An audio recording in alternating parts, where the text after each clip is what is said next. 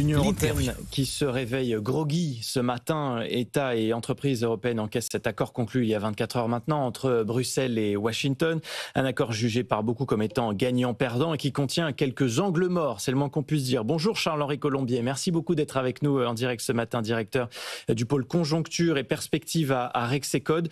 D'abord le constat, c'est un accord déséquilibré, vous êtes d'accord avec ça ? Bonjour, merci pour votre invitation. Alors, c'est difficile de dire le contraire. Il y a d'ailleurs dans cet accord finalement assez peu de choses qui vont dans le sens des intérêts européens. Si on égrène la liste des éléments qui sont inclus, à savoir un abaissement des tarifs douaniers, des engagements d'achat de produits énergétiques, des engagements d'investissement aux États-Unis, c'est finalement une longue liste d'engagements européens plutôt que d'engagements américains qui ressemble dans une certaine mesure à une forme de capitulation. Alors, pour être un peu contrariant par rapport au discours qui se développe, qui est très critique vis-à-vis de la Commission européenne, il y a peut-être néanmoins trois aspects à sauver. D'abord, c'est un accord qui limite les incertitudes, du moins à court terme, des incertitudes qui devenaient véritablement pesantes pour les entreprises européennes. Deuxièmement, on a peut-être néanmoins limité la hausse des tarifs douaniers américains en consentant une baisse des tarifs à l'import sur le marché européen. Et ça, du point de vue macroéconomique, c'est relativement intelligent, c'est moins dommageable de baisser nos tarifs à l'import en Europe plutôt que de subir une augmentation des tarifs américains, probablement. Et puis enfin, et ça c'est quelque chose que seuls les négociateurs maîtrisent, il y a peut-être eu dans la balance un engagement américain vis-à-vis de l'Ukraine. Et ce n'est peut-être pas totalement un hasard si, dans la foulée de l'accord qui a été annoncé avec Mme von der Leyen, Donald Trump s'est montré relativement incisif sur la Russie. Ça, ce sont des éléments qu'on ne maîtrise pas tout à fait. Alors, vous avez raison, on ne sait peut-être pas tout, effectivement. Charles-Henri Colombier, on n'a pas tous les éléments. On voit bien qu'il y a des angles morts, d'ailleurs, dans ces accords. On va y revenir. Vous parliez des engagements pris par l'Union européenne. On se demande quand même comment elle va pouvoir les tenir, que ce soit sur le GNL. Il va falloir acheter énormément aux Américains. En tout cas, c'est ce qui ressort de ces annonces, que ce soit sur les achats aussi dans la défense. Il y a beaucoup de choses, beaucoup d'éléments où on se demande si ça va vraiment pouvoir se réaliser. Oui, alors il y a sans doute effectivement beaucoup d'effets d'annonce. Si on regarde le verre à moitié plein, l'idée que sans doute le coût économique sera moindre que ce qui a pu être proclamé par Donald Trump. Je prends deux exemples. Les montants d'investissement direct aux États-Unis qui ont été évoqués, à savoir 600 milliards de dollars sur 3 ans, grosso modo, ça représenterait un doublement annuel des IDE européens aux États-Unis. Est-ce que c'est vraisemblable ? Sans doute pas tout à fait. De même, les achats d'hydrocarbures américains, les 250 milliards de dollars annuels qui sont en filigrane dans les 750 milliards de dollars d'ici 2028, eh bien c'est l'ensemble des achats européens d'hydrocarbures qui devraient provenir des États-Unis au moment même où le secteur du schiste américain n'est pas du tout en train d'investir pour augmenter sa production.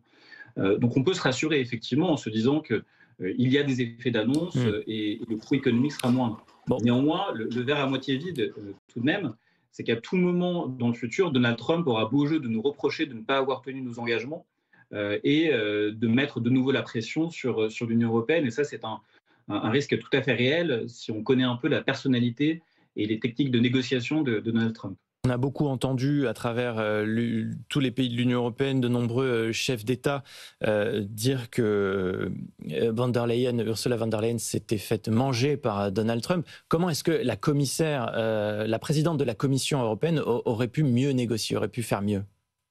Oui. Alors, c'est facile de donner des leçons de négociation depuis son canapé, mais néanmoins, peut-être quelques pistes. D'abord, je crois que pour reprendre un terme qui a été remis à la mode par Emmanuel Macron, l'Union européenne a un peu une stratégie de négociation d'herbivore. D'herbivore parce que la crédibilité de représailles européennes est toujours apparue un peu distante ou limitée. On s'est abstenu de répliquer directement au moment de l'annonce des tarifs du Liberation Day. Les véhicules européens ont subi une surtaxe de 25%, l'acier européen de 50%, sans qu'on prenne de mesures de rétorsion immédiates. L'instrument anti-coercition de l'Union européenne est toujours apparu comme une perspective un peu distante, plutôt que comme un couperet qui pouvait tomber à tout moment. Ça, ce sont des éléments qui auraient pu être gérés différemment.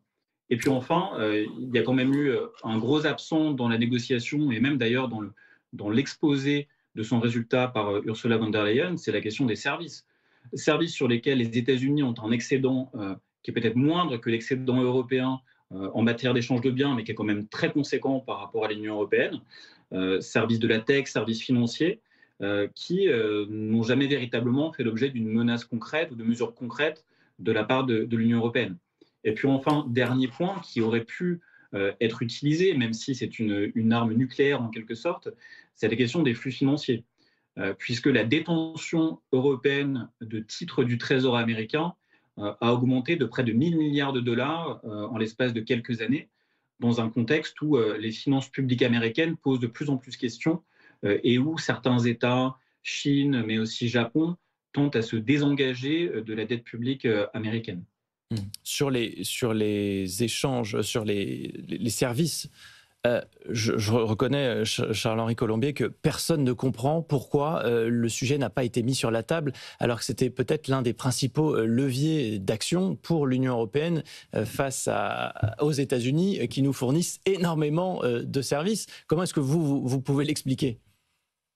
Alors, je dirais que c'est même pire que ça, puisque si on lit le communiqué qui a été publié par la Maison-Blanche, il évoque un engagement européen de s'abstenir de s'en prendre aux services américains et notamment à la tech américaine, par exemple en instaurant une quelconque taxe sur les réseaux.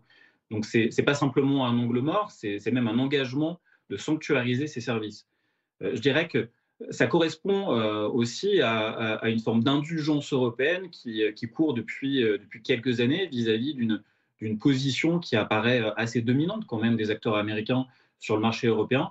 Les règles antitrust sont parfois extrêmement dures en matière d'opérations de fusion-acquisition pour des acteurs économiques classiques.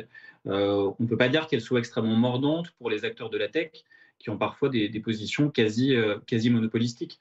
Je pense qu'il faut notamment y voir la question du manque de souveraineté technologique de l'Union européenne. Ouais. Souvent, l'angle par lequel, ou le prisme par lequel cette question de la tech est abordée est le risque opérationnel.